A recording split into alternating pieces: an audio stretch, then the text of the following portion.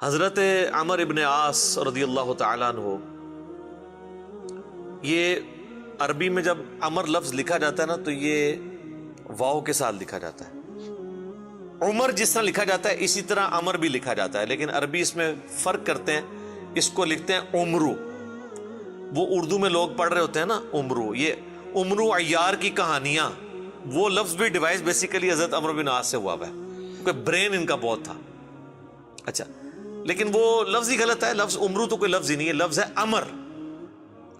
لکھا ہوتا ہے عمرو لیکن اس کا مطلب واو جو ہے وہ سائلنٹ ہوتا ہے، اور واو کا مطلب یہ ہے کہ آپ نے اسے پیش کی بجائے زبر سے پڑھنا ہے، عمر کی بجائے پڑھنا ہے امر۔ تو حضرت عمر بن عاص رضی اللہ تعالیٰ عنہ، یہ آپ سمجھ لیں کہ قریش مکہ، مشرکین عرب کے تھنک ٹینکس میں سے تھے۔ گفتگو کرنے کا بھی ان کو فن آتا تھا، اور معاملہ فہمی اور چیزوں کو ہینڈل کرنا یہ ان پہ ختم تھا، اور ینگ ایج کے اندر۔ اس کا اندازہ آپ اس بات سے لگائیں کہ جب مسلمان ہجرت کر کے نجاشی کے پاس چلے گئے تو مشرکین عرب نے اپنا سفیر بنا کر جس شخص کو بھیجا کہ وہاں پہ جا کے ایک عیسائی بادشاہ سے مقدمہ لڑ سکے اور نعوذ باللہ مسلمانوں کو وہاں سے دوبارہ ملک بدر کروایا جائے، تو جس شخصیت کا انتخاب کیا وہ عمر بن عاص تھے۔ اس وقت ظاہر وہ مسلمان نہیں ہوئے تھے۔ بہرحال وہاں پہ پھر قرآن کی طاقت کام آئی۔ حضرت علی کے جو بھائی تھے جعفر بن ابی طالب، انہوں نے سورہ مریم کی جب تلاوت کی نجاشی کے دربار میں، بسم اللہ الرحمن الرحیم، یا زکریا انا نبشرک بغلام اسمه یحیی لم نجعل له من قبل سمیا قال ربی انا یکون لی غلام وكانت امرأتی عاقرا وقد بلغت من الكبر عتیا قال كذلك قال ربك هو علي هين۔ تو پھر اللہ تعالیٰ کی گفتگو کے سامنے بڑے سے بڑا بھی کوئی سفیر ہو، اس کی زبان کا اثر تو پھر ختم ہو جاتا ہے۔ تو نجاشی کی حالانکہ عمر بن عاص سے بڑی پرسنل دوستی بھی تھی، یہ بڑے ان سے تحفے بھی ان کے لیے لے کے گئے، وہ تحفے بھی اس نے واپس کر دیے۔ وقد خلقتك من قبل ولم تك شيئا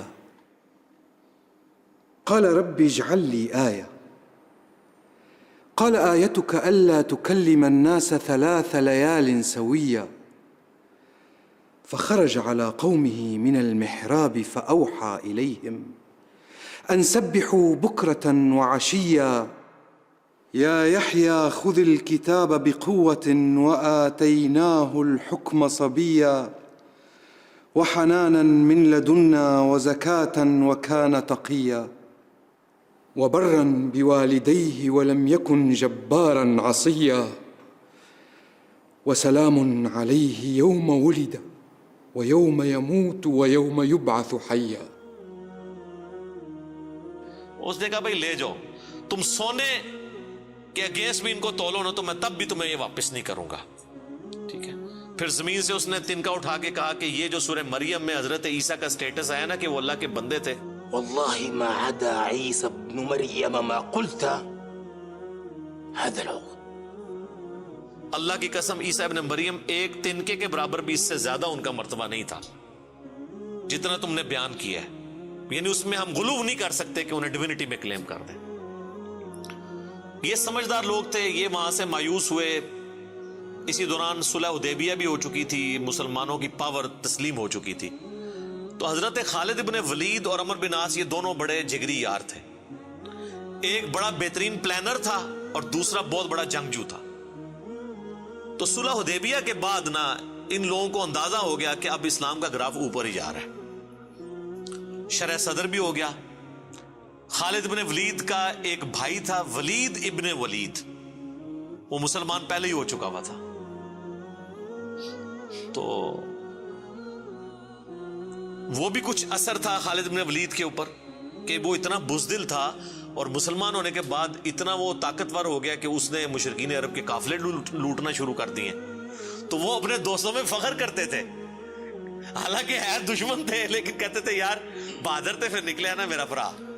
یہ سارا کچھ نا عمر سیریز کے اندر انہوں نے فلمایا ہوا ہے۔ يضحكك ما حقه أن يبكيك؟ الوليد أخي الوليد ما علمت له عزما قبل اليوم. أجل والله إني لأنكر عمله وأفخر به. كيف يجتمعان؟ يجتمعان. تو حضرت عمر بن عاص جو ہیں وہ سمجھدار آدمی تھے. انہوں نے سمجھ لیا خالد بن ولید سے ملاقات ہوئی اور بائی چانس وہ حبشہ سے آ کے مدینہ شریف جا رہے تھے اسلام قبول کرنے, اور یہ مکے سے مدینے جا رہے تھے. خالد إنك والله عمرو.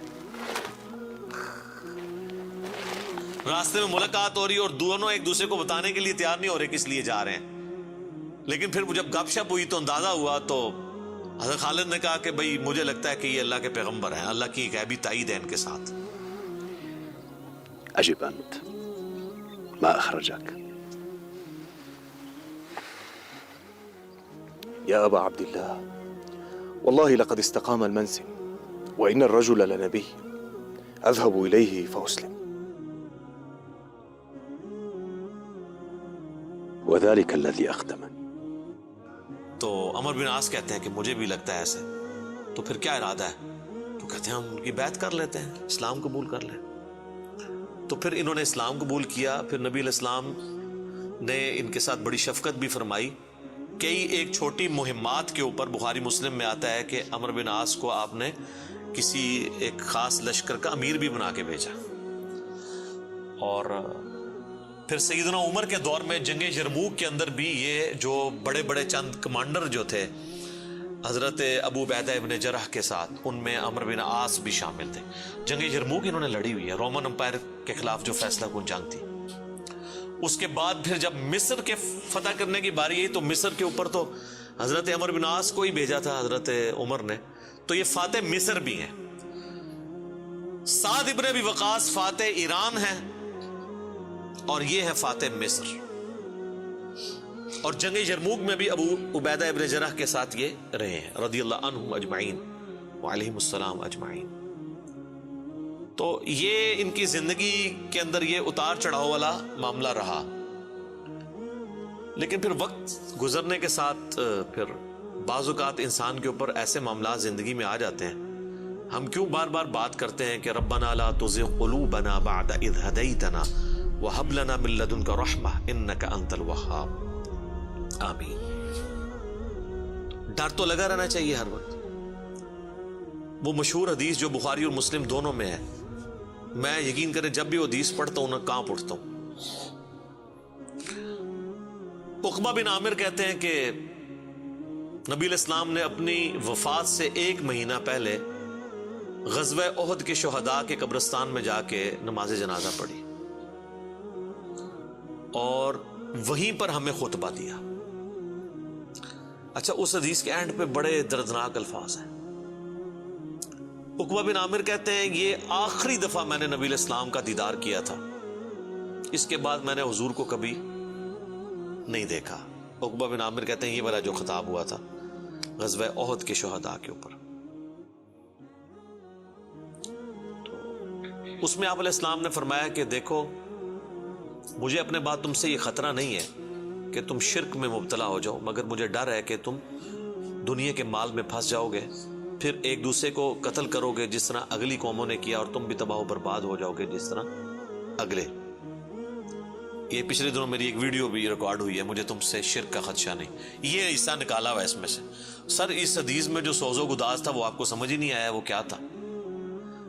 بخاری مسلم کے الفاظ ہیں. عقبہ بن عامر کہتے ہیں رسول اللہ ہم سے یوں گفتگو کر رہے تھے جس طرح آپ مردوں اور زندوں دونوں کو الوداع کہہ رہے ہیں, اور آپ فرمایا کہ میں اس وقت بھی اپنا حوض کوثر سامنے دیکھ رہا ہوں. یعنی اللہ تعالیٰ نے آپ کو وہ سب کچھ سامنے دکھا دیا, اور میں تمہارا پیش رو ہوں, میں آگے جا رہا ہوں, تم نے میرے پیچھے آنا ہے. آپ ڈرا رہے تھے. تو اور وہی ہوا کہ نبی علیہ السلام کی وفات کے بعد پھر دنیا کی محبت کے غلبے کی وجہ سے بنو امیہ نے جو کام کیے, اور پھر جنگ جمل صفین اور نہروان, یہ ایک دردناک چیز ہے. یوٹیوب پہ میری کئی ایک ویڈیوز اس کے اوپر ریکارڈنگ ہے. اس حدیث میں بہرحال یہ آپ چیز نوٹ کریں کہ نبی علیہ السلام نے یہ خطبہ مسجد نبوی میں دینے کی بجائے قبرستان میں کیوں دیا ہے؟ اس کی 2 ریزنز تھی. اس لیے کہ وہ قبرستان تھا غزوہ احد کے میدان میں, جہاں پر ایک واضح فتح مال غنیمت سمیٹنے کی وجہ سے شکست میں بدل گئی تھی. حالانکہ رسول اللہ موجود تھے, لیکن دنیا کی محبت کا تھوڑے سے غلبے نے رسول اللہ کی موجودگی کی بھی پرواہ نہیں کی اللہ نے، اور فتح کو شکست میں بدل دیا۔ تو آج تو رسول اللہ موجود بھی نہیں ہے، ہمیں آپ کی دعاؤں کا بھی وہ حصہ نہیں ہے جو صحابہ کو نصیب تھا صلی اللہ علیہ وآلہ وسلم رضی اللہ عنہم اجمعین۔ اور دوسرا نبی علیہ السلام یہ میسج دینا چاہ رہے تھے کہ غزوہ احد میں وہ لوگ اس قبرستان میں دفن ہیں جنہوں نے محنتیں کی ہیں اور پھل ملنے سے پہلے ہی وہ اسی فقر کی زندگی میں دنیا سے چلے گئے۔ حضرت حمزہ ابن عبد المطلب نے تو اسلام کا گولڈن پیریڈ نہیں دیکھا نا، ان تو قربانیاں دی ہیں نا۔ آپ اس سے اندازہ لگائیں، یہ میرا اجتہاد ہے اور یہ درست ہے کہ اگر رسول اللہ کی وفات کے وقت حضرت حمزہ زندہ ہوتے تو پہلے خلیفہ وہ بنتے، کیونکہ غزوہ بدر اور احد کے اندر نبی علیہ السلام نے آرمی چیف ان کو بنایا تھا، ابو بکر عمر عثمان و علی ان کے انڈر تھے۔ تو حمزہ بن عبد المطلب تو شہید ہوئے احد میں، ان کی لاش کا مسئلہ ہوا۔ نبی علیہ السلام نے یہ بھی میسج دیا کہ یہاں پہ، اور پھر وہاں تو اتنی دردناک حدیثیں ہیں بخاری مسلم میں کہ کفن کے لیے بھی کپڑا نہیں تھا، سر چھپاتے تھے تو پاؤں ننگے ہو جاتے تھے کہ یہ صاحب کے، پھر گھاس ڈال کے ایک قبر میں کئی مردے دفنائے گئے۔ تو نبی اسلام یہ بھی میسج دے رہے تھے، کیونکہ آپ کو تو اللہ نے دکھا دیا نا۔ اسی حدیث بخاری مسلم میں آتا ہے کہ اللہ تعالیٰ نے زمین کے خزانوں کی چابیاں مجھے دے دی ہیں، اور جو بریلوی کہتے ہیں کہ حضور ہی سب کچھ بانٹ رہے ہیں، خدا کا نام ہے۔ اور میرے بھائی وہ بخاری مسلم میں باقی حدیث میں موجود ہے، وہ زمین کے خزانے رومن اور پرشین امپائر کے خزانے ہیں جو صحابہ نے فتح کرنے تھے، بیت المال میں آ کے جمع ہونے تھے۔ یہ تھا اس سے مراد کہ مجھے اللہ تعالیٰ نے عطا فرمائی ہے، مجھے اللہ تعالیٰ نے دکھا دیا ہے کہ میری امت کہاں تک پہنچے گی۔ وہ کئی ایک حدیث آپ کو مشکات کی نا 30 جلد میں نبی علیہ السلام کے فضائل کے چیپٹر میں وہ مل جائے گی۔ کئی لوگ ہمیں ای میل بھی کر رہے ہوتے ہیں، یہ حضور کو جو چابیاں دی گئی ہیں تو پھر اب جس کے پاس چابی ہے اس سے ہی مانگنا چاہیے۔ وہ یہ تھا، ٹھیک ہے، کہ وہ رومن اور پرشین امپائر کے خزانے مسلمانوں کو ملے۔ تو بہرحال اسی کی ایگزیکیوشن بعد میں ہوئی ہے، اور حضرت عمر بن عاص بھی اس، یعنی آپ سمجھ لیں سسٹم کا کسی درجے تک حصہ بنے، اور یہ میں ان پہ کوئی فتویٰ نہیں لگا رہا، وہ خود مانتے تھے کہ میرے ساتھ ایسا معاملہ ہوا۔ مجھے حضرت عمر بن عاص سے یہ چیز یاد آئی، بڑی رکت انگیز حدیث ہے جس میں ان کے قبول اسلام کا واقعہ بھی ہے۔ صحیح مسلم میں کتاب الایمان چیپٹر میں شروع ہی میں 321 نمبر حدیث ہے انٹرنیشنل نمبر کے مطابق، اور میرے یہ جو کربلا والا ریسرچ پیپر جس میں میں نے 200 احادیث جمع کی ہیں، اس کے اندر بھی آپ کو مل جائے گی۔ جنگ صفین کے حوالے سے میں وہ حدیثیں لے کے آیا ہوں۔ صحیح مسلم میں 321 نمبر۔ حضرت عمر بن عاص کی موت کا وقت جب قریب آتا ہے تو وہ دیوار کی طرف منہ کر کے رونا شروع کر دیتے ہیں۔ سر موت کے وقت انسان کو پھر اپنی زندگی میں کی ہوئی غلطیاں یاد آ جاتی ہیں۔ تو ان کا بیٹا ان کو تسلی دیتے ہوئے کہتا ہے کہ ابا جان، آپ تو نبی علیہ السلام کے قریبی ساتھیوں میں سے تھے،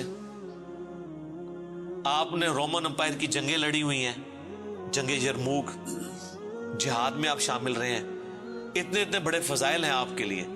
تو حضرت عمر بن عاص اسے ٹوکتے ہیں، وہ کہتے ہیں کہ تم نے ایک فضیلت تو چھوڑ دی جو سب سے بھاری تھی ہمارے نزدیک، یعنی صحابی ہونے سے بھی بھاری فضیلت اس اعتبار سے، اور وہ ہے اس بات کی گواہی دینا کہ اللہ کے سوا کوئی معبود نہیں اور محمد اس کے رسول ہیں صلی اللہ علیہ وآلہ وسلم۔ تو انہوں نے کہا تم نے یہ چیز چھوڑ دی ہے، اصل چیز تو یہ ہے، ہاں جب یہ چیز حاصل ہو جائے پھر صحابی ظاہر ہے ایک بہت بڑی فضیلت ہے، لیکن صحابی بنتا ہی وہ ہے جو پہلے اس کلمے کا اقرار کرے۔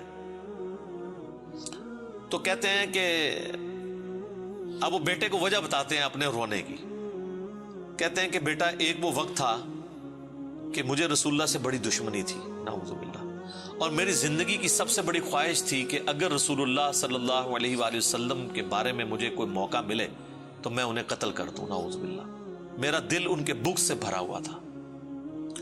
اے میرے بیٹے، اگر میں اس وقت مر جاتا تو سیدھا جہنم میں جاتا، لیکن پھر اللہ تعالیٰ نے میرا سینہ اسلام کے لیے کھول دیا۔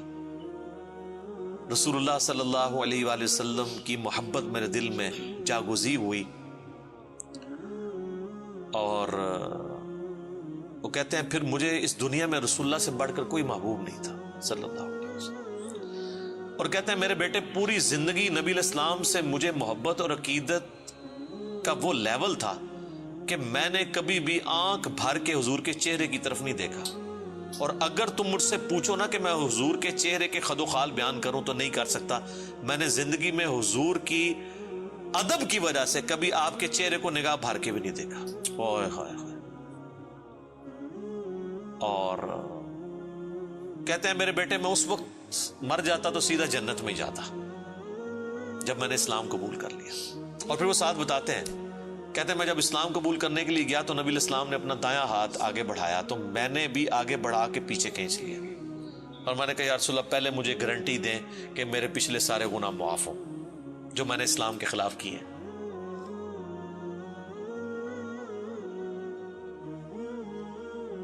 یا رسول اللہ اشہد ان لا الہ الا اللہ وانک رسول اللہ وإني أسألك مثل الذي سأل خالد فادع لنا صلی اللہ علیہ. تو نبی علیہ السلام نے فرمایا کہ اے عمر کیا تجھے نہیں پتا کہ اسلام سابقہ کے سارے گناہوں کو معاف کر دیتا ہے, مقبول حج سابقہ کے سارے گناہوں کو معاف کر دیتا ہے, اور اللہ کی راہ میں ہجرت کرنا سابقہ کے سارے گناہوں کو معاف کر دیتا ہے.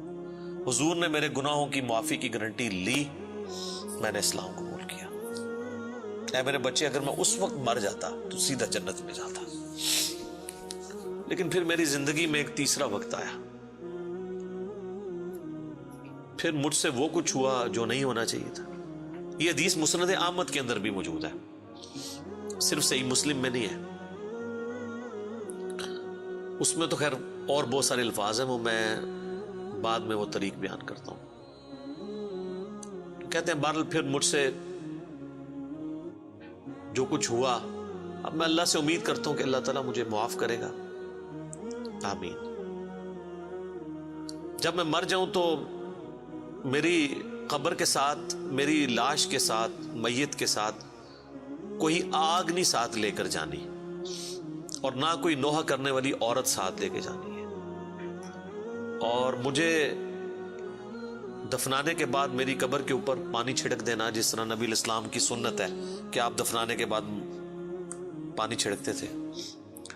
اور اس کے بعد میری قبر پہ اتنی دیر موجود رہنا جتنی دیر ایک اونٹ کو نہر کر کے اس کا گوشت تقسیم کیا جاتا ہے, یعنی کم از کم 2 گھنٹے تک, تاکہ میں اپنی قبر سے مانوس ہوں اور دیکھو میں اللہ کے بھیجے ہوئے فرشتوں کو پھر کیا جواب دیتا ہوں.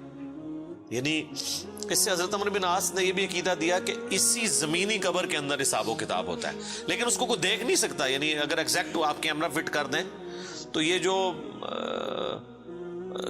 کیپٹن عثمانی برزخی گروپ جو لوگ کہتے ہیں نا وہ کہیں اور قبر ہوتی ہے, تو حضرت عمر بن عاص کا یہ عقیدہ نہیں تھا. یہ حدیث ان کے گلے کا کانٹا ہے, جب وہ ہم پیش کرتے ہیں وہ کہتے ہیں عمر بن عاص کا تو ذہنی توازن آخری وقت میں بگڑا ہوا تھا, وہ تو بہکی بہکی باتیں کر رہے تھے, کیونکہ ان کے لیے تو وہ جو بھی باتیں حضرت علی کی فیور میں جائیں وہ بہکی بہکی ان کو لگتی ہیں نا. میں کہتا ہوں ان کا دماغ جتنا موت کے وقت کام کیا ہے نا پہلے نہیں کیا تھا, کیونکہ وہ تو اس وقت ہی ان کو احساس ہوا ہے.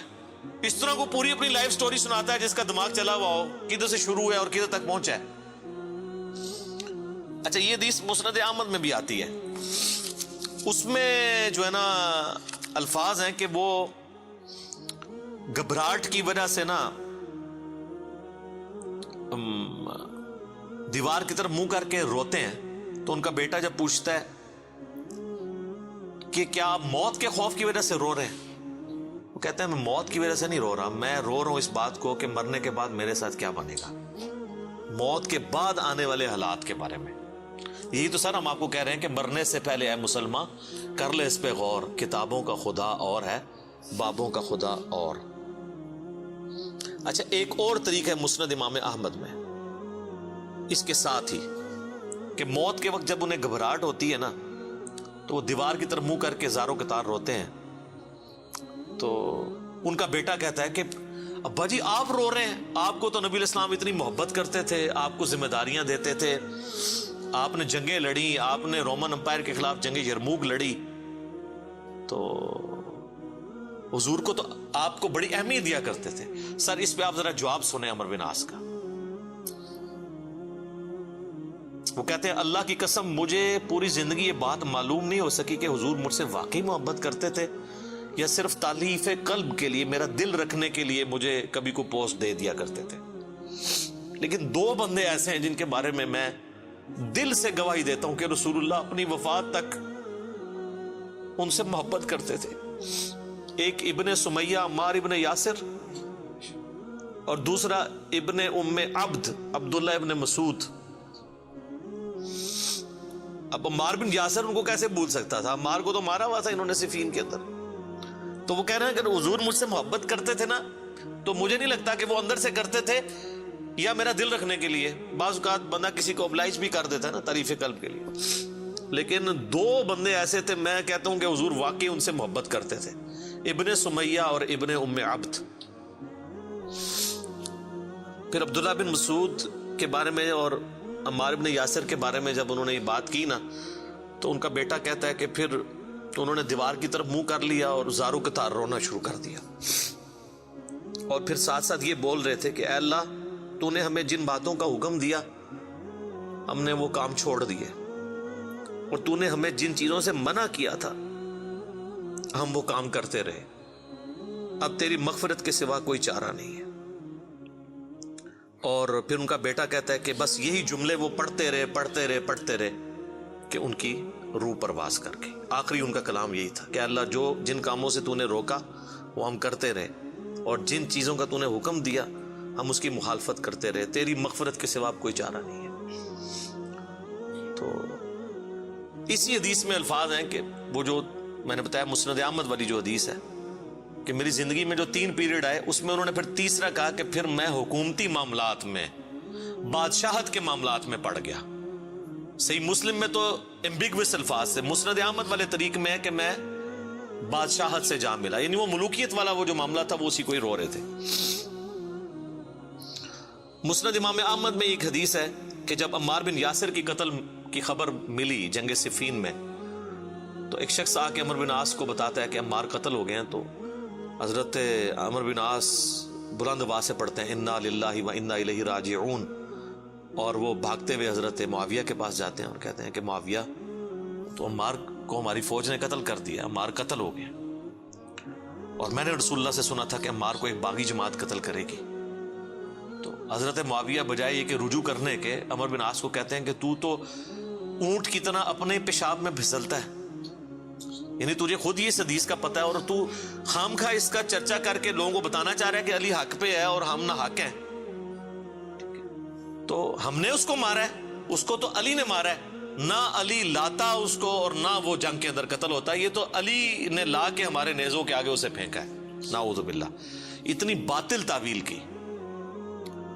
اور المستدرک الحاکم میں اور باقی کتابوں میں حدیث کی ملتا ہے کہ جب حضرت علی کو اس کی خبر ملی نا، تو انہوں نے کہا کہ پھر معاویہ یہ کہنا چاہتا ہے کہ حمزہ کا قاتل رسول اللہ تھے، کہ نہ وہ جنگ احد میں ساتھ لے کے آتے نہ حمزہ قتل ہوتا. تو جو شخص جس کی فیور میں قتل ہو رہا ہوتا ہے وہ تو اس کا قاتل نہیں ہوتا، مخالف ہی قاتل ہوتا ہے. تو پھر مسند احمد میں ایک اور حدیث ہے کہ عمار کے قتل ہونے کی جب خبر پہنچتی ہے نا، تو حضرت عمر بن عاص کہتے ہیں کہ میں نے خود رسول اللہ سے سنا تھا کہ عمار کو باغی جماعت قتل کرے گی، اور عمار کا قاتل اور مال لوٹنے والا آگ میں ہے. تو وہ جو شخص خبر لے کے آتا ہے نا، اس کو بھی ہاتھ پاؤں پڑ جاتے ہیں کہ ایک میں ان کو خبر دے رہا ہوں، ان کو خود بھی پتا ہے، تو یہ لوگ کیا کر رہے ہیں. تو حضرت عمر بن عاص اس کی بھی تعویل کرتے ہیں. وہ کہتے ہیں حضور نے جو جہنم کے بارے میں فرمایا تھا نا، وہ عمار کے قاتل اور مال لوٹنے والے کے لیے تھا، وہ ہمارے لیے نہیں ہے. اگرچہ ہم بھی جنگ لڑ رہے تھے لیکن ہمارے ہاتھوں سے تو نہیں وہ قتل ہوا. حالانکہ صحیح بخاری میں حدیث ہے عمار کو باغی جماعت قتل کرے گی، اور یہ حدیث میں نے بتایا ان کو پتہ بھی تھی. جماعت کے بارے میں الگ سے میں نہیں کہتا دوزخ میں جائے گی، اللہ اور بندے کا معاملہ ہے. تو انہوں نے کہا کہ یہ مال لوٹنے والا اور قتل کرنے والے کے بارے میں. اب مسند احمد میں موجود ہے کہ وہ صحابی صلح حدیبیہ کا صحابی تھا، ابو الغادیہ، جس نے عمار کو قتل کیا تھا، اور پوری زندگی پہ پھر وہ روتے تھے مجھ سے یہ کیا کام ہوا. تو اس پہ خیر ابن حجر اسقلانی نے بڑی کوشش کی ہے، انہوں نے بحث کی ہے کہ نہیں، صلح حدیبیہ کی فضیلت اسے کور کر لے گی، امید ہے کہ وہ جنت میں ہی جائے گا جہنم میں پھیرا لگائے بغیر. تو شیخ البانی نے پھر اس کے اوپر گرفت کی ہے کہ نہیں، جو عام فضیلت ہوتی ہے نا جب کسی معاملے میں تخصیص آ جائے تو عام فضیلت اٹھ جاتی ہے. جب حضور نے فرما دیا نا کہ مار کا قاتل اور مال لوٹنے والا جہنم میں ہے، تو اب یہ ایک تخصیص آ گئی ہے. جب تخصیص آ جائے نا تو حکم عام اٹھ جاتا ہے اس شخص کے لیے. لہٰذا آپ یہ تعویل نہ کریں. شیخ البانی یعنی انہوں نے حق گوئی کا مظاہرہ کیا. بہرحال یہ اللہ اور بندے کا معاملہ ہے، ہم کوئی کسی کی آخرت کا فیصلہ نہیں کرتے. بہرحال یہ حقیقت ہے کہ حضرت علی اپنی وفات تک ان لوگوں سے ناراض رہے ہیں. المصنف ابن ابی شیبہ میں موجود ہے.